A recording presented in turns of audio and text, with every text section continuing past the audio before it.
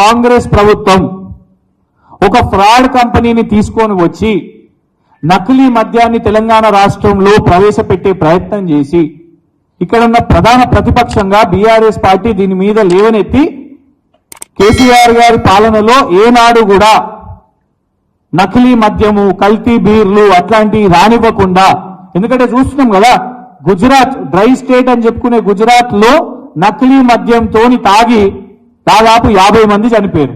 Media report చేసింది, వాస్తవం కాదా? ఇదే కంపెనీ మధ్యప్రదేశ్ లో మురేనా అనే జిల్లాలో 25 మంది చనిపోయారు. ఆ తర్వాత అక్కడ సిట్ దర్యాప్తు చేసి ఈ కంపెనీ యొక్క ట్యాంకులను అవన్నిటినీ జప్తు చేశారు.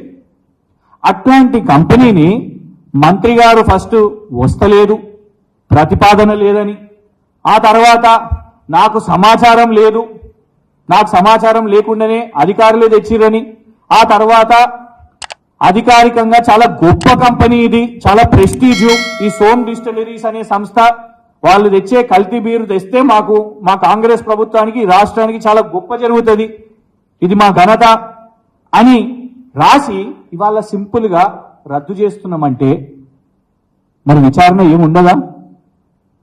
ఎందుకంటే ఈ కంపెనీకి కాంగ్రెస్ పార్టీకి ఫైనాన్షియల్ ట్రాన్సాక్షన్స్ జరిగినాయని కూడా మేము బహిర్గతం చేసినాం.